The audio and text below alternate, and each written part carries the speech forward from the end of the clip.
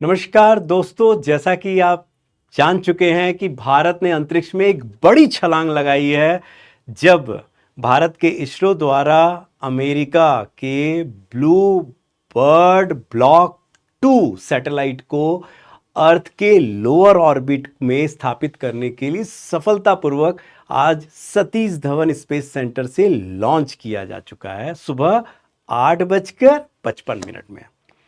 तो इसके बारे में जानते हैं, लेकिन उससे पहले मैं आपको बता दूं कि पीडब्ल्यू द्वारा अब सभी क्रिसमस के उपलब्ध में सभी जितने भी प्रोग्राम है, भले वो सृजन हो या यूपीएससी प्रारंभ हो, सभी बैच में हेवी डिस्काउंट दिए जा रहे हैं। खुद प्रीलिम्स क्रैश कोर्स सृजन में भी आप देख सकते हैं कि अब यह कोर्स 3,999 रुपए का उपलब्ध है। आप चाहें तो इसमें अपना एनरोलमेंट करा सकते हैं।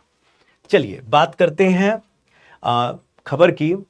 तो इसरो यानी इंडियन स्पेस रिसर्च ऑर्गेनाइजेशन, भारतीय अंतरिक्ष अनुसंधान संगठन द्वारा LVM-3M6 मिशन के तहत, याद रखना, लॉन्च व्हीकल मार्क 3 M6, ये मिशन 6 है इसका, प्रक्षेपण यान का।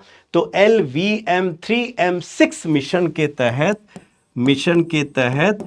अमेरिका की कंपनी, क्या नाम है उसका नाम है AST स्पेस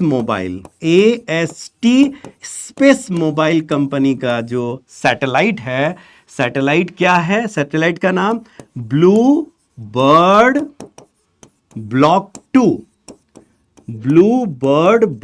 2, जो भारी पेलोड सैटेलाइट है, हेवी पेलोड सैटेलाइट है। क्यों हेवी? अब तक का इसरो का ये सबसे हेवी, यही सबसे बड़ा बेंचमार्क है। 6.1 टन यानी 6,100 किलोग्राम का ये सैटेलाइट जो है, जिसे LVM-3 द्वारा अर्थ के पृथ्वी के अर्थ के लोअर ऑर्बिट में, है ना, लोअर ऑर्बिट में स्थापित करने के लिए सतीश धवन स्पेस सेंटर से आज 24 दिसंबर को सुबह 8:55 में और 30 सेकंड में इसको सफलतापूर्वक लॉन्च किया गया। एक्चुअली ये 8:54 में लॉन्च होना था, लेकिन इसको 90 सेकंड डिले किया गया क्योंकि उस समय सैटेलाइट का जो कंजेशन बहुत होता है, तो कहीं ऐसा नहीं हो कि ये सैटेलाइट अन्य सैटेलाइट से टकरा सकता है, वहां पर स्पेस डेब्रिस या स्पेस कचरा हो जाए। इससे बचने के लिए इसको 90 सेकंड लेट यानी 8:55 30 सेकंड में से लॉन्च किया गया। ध्यान रखो, दिस इज वेरी इंपॉर्टेंट जो मैं बता रहा हूं। किसके द्वारा?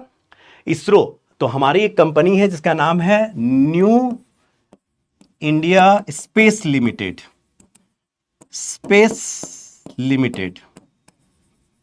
न्यू इंडिया स्पेस लिमिटेड जो कंपनी है, और अमेरिका की AST स्पेस मोबाइल कंपनी के बीच ये अनुबंध के तहत इसरो द्वारा इसको सतीश धवन स्पेस सेंटर से, नाम याद रखना, सैटेलाइट का नाम क्या है, ब्लू बर्ड ब्लॉक 2।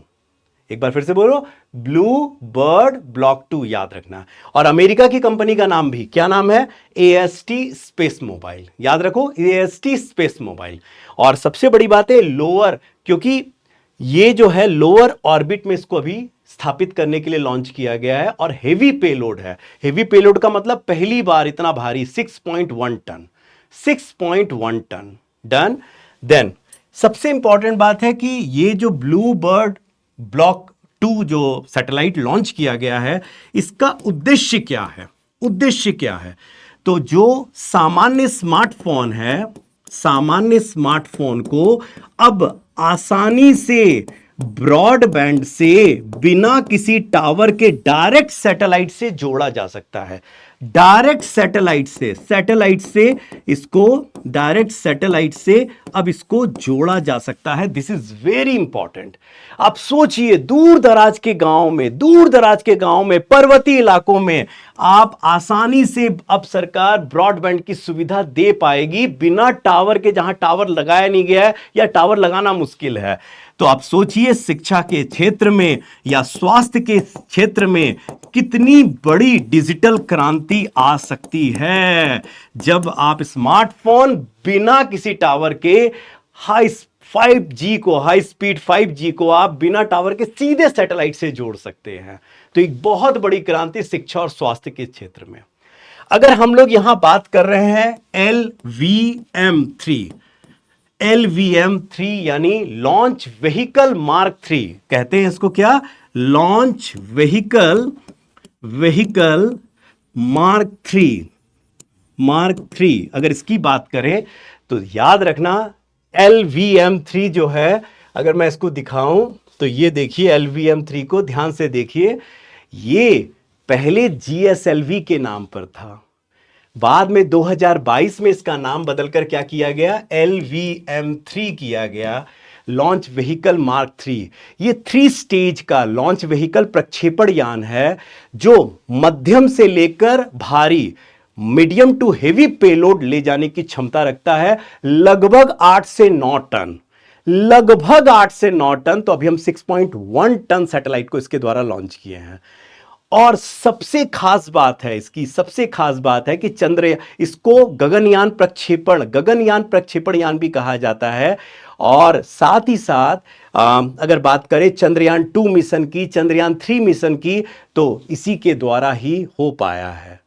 क्या संभव। और सबसे बड़ी बात है, आज भारत सरकार या भारतीय एजेंसी इसरो जो है, ये ह्यूमन को, मानव को अंतरिक्ष में भेजना चाहती है, तो उसमें भी इसी की सबसे बड़ी भूमिका होगी LVM3 की। LVM3 को ध्यान से आप देख रहे हैं तो 2 इसके जो आप दिख रहे हैं बूस्टर्स, जिसको S200 कहा जाता है, ये मेनली थ्रस्ट का काम करते हैं। ये जो 2 आप देख रहे हैं ना, ये और ये 2 बूस्टर्स है ना, S200। और यहां पर जो है इसका क्या है, यहां पर इसका लिक्विड प्रोपेलेंट होता है, जिसको क्या है L110, ये क्या है, लिक्विड प्रोपेलेंट होता है। और ऊपर जो आप देख रहे हैं ये क्या है, ये क्रायोजेनिक इंजन, जिसको डबल विकास इंजन कहा जाता है, C-25।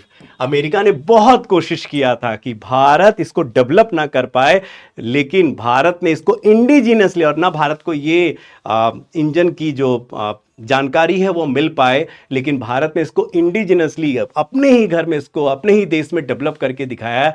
और सबसे इंपॉर्टेंट बात है, आज भारत विश्व में सबसे कॉस्ट इफेक्टिव, सबसे कम लागत में प्रक्षेपण यान और सैटेलाइट लॉन्च करने वाला देश बन चुका है। और यही नहीं, इतना ही नहीं, आज अमेरिका के स्पेसएक्स की बात करें या यूरोपियन स्पेस एजेंसी की बात करें तो उसके समतुल्य प्रतिस्पर्धा में खड़ा हो गया है। और कम लागत में यह भारत की सबसे बड़ी खूबी मानी गई है। भारतीय अंतरिक्ष या अंतरिक्ष के क्षेत्र में सबसे बड़ी क्रांति मानी गई कि सबसे कम लागत में हम प्रक्षेपण यान को लॉन्च ना कर रहे हैं, केवल लॉन्च ही नहीं बल्कि सैटेलाइट को हम स्थापित भी कर रहे हैं।